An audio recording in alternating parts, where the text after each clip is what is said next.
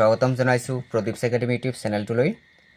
আজিৰ ভিডিঅ'টোত মই ক্লাছ 6 ছায়েন্সৰ চেপ্টাৰ নম্বৰ 11 পানীৰ বিভিন্ন অৱস্থা এই চেপ্টাৰটোৰ পাৰ্ট 2 মানে ইয়াৰ আগত আৰু এটা ভিডিঅ' মই আপলোড দিছিলোঁ য'ত কুৱেশ্যন নম্বৰ 4ৰ 1লৈকে মই কৰাই দিছিলোঁ আৰু এই ভিডিঅ'টোত কুৱেশ্যন নম্বৰ 4ৰ 2ৰ পৰা কৰাই দিম।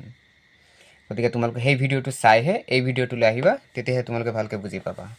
গতিকে চোৱা কুৱেশ্যন নম্বৰ 2ত কি কৈছে যে কাৰণ দৰ্শাব দিছে যে শীতকালত বৰষুণৰ পৰিমাণ কম হয় বা নহয় কিয়।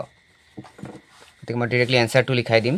1টো হৈছিল 2 নম্বৰ 2 ইয়াত চোৱা যে শীতকালত বায়ুমণ্ডলীয় যিবিলাক জলীয় বাষ্পৰ পৰিমাণ যিহেতু কম থাকে, গতিকে জলীয় বাষ্পৰ পৰিমাণ কম হোৱাৰ বাবে ডাৱৰৰ সৃষ্টি কমকৈ হয় আৰু সেয়েহে আমি এই ঋতুত বৰষুণৰ পৰিমাণ কম হয় বা একেবাৰে নহয়, তেনেকুৱা হয়। নেক্সট কুৱেশ্যন, তিতা কাপোৰ ইস্ত্ৰি কৰোঁতে পানীৰ ভাপ ওলায় কিয়? যেতিয়া আমি ইস্ত্ৰি কৰোঁ বা ইস্ত্ৰিৰ গৰম তাপৰ সংস্পৰ্শত তিতা কাপোৰত থকা যিখিনি পানী থাকে সেই পানীখিনি বাষ্পীভূত হয়, সেয়েহে বাষ্পীভৱনৰ বাবে কাপোৰৰ পৰা পানীৰ যিবিলাক ভাপ ওলোৱা দেখা যায়। তেতিয়া তিতা কাপোৰত পানীখিনি থাকে আৰু ইস্ত্ৰিৰ যিবিলাক গৰম তাপ থাকে, গৰম তাপৰ সংস্পৰ্শত আহে যিখিনি পানী সেইখিনি বাষ্পীভূত হয় আৰু সেইখিনি পানীৰ ভাপ আকাৰে ওলাই যায়। কুৱেশ্যন নম্বৰ 3, ৰুটি টাৱাত প্ৰস্তুত কৰিলে ফুলি উঠে কিয়?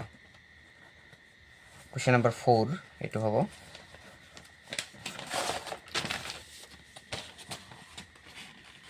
কুৱেশ্যন নম্বৰ 4টো এনেকৈ লিখিবা যে ৰুটিৰ লদাটোৰ টাৱাৰ তাপ পালে জলীয় ভাপলৈ ৰূপান্তৰিত হয় আৰু এই জলীয় ভাপে বাহিৰলৈ ওলাই আহিবলৈ চেষ্টা কৰোঁতে ৰুটিখন ফুলি উঠে।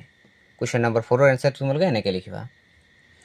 নেক্সট কুৱেশ্যন 5, ফেনৰ তলত তিতা কাপোৰ ৰাখিলে শুকায় কিয়? গৰম দিনত যদি আমি ফেনৰ তলত বা ফেনৰ যিবিলাক ফেনৰ বতাহে তিতা কাপোৰৰ উপৰিভাগৰ বায়ুৰ সুত বৃদ্ধি কৰে, যাৰ ফলত বাষ্পীভৱনৰ হাৰ বৃদ্ধি হয়। ইয়াৰ ফলত কাপোৰত থকা পানীখিনি সোনকালে ভাপ হৈ উৰি যায় আৰু কাপোৰখন সোনকালে শুকায়।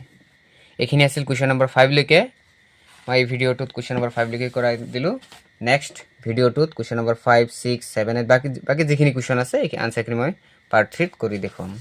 গতিকে ভিডিঅ'টো যিহেতু শ্বৰ্টো হ'ল, তথাপিও ভিডিঅ'টো শেষলৈকে চোৱাৰ বাবে ধন্যবাদ থাকিল আৰু পাছৰ ভিডিঅ'ত মই বাকীখিনি কৰি দেখুৱাম। Thank U.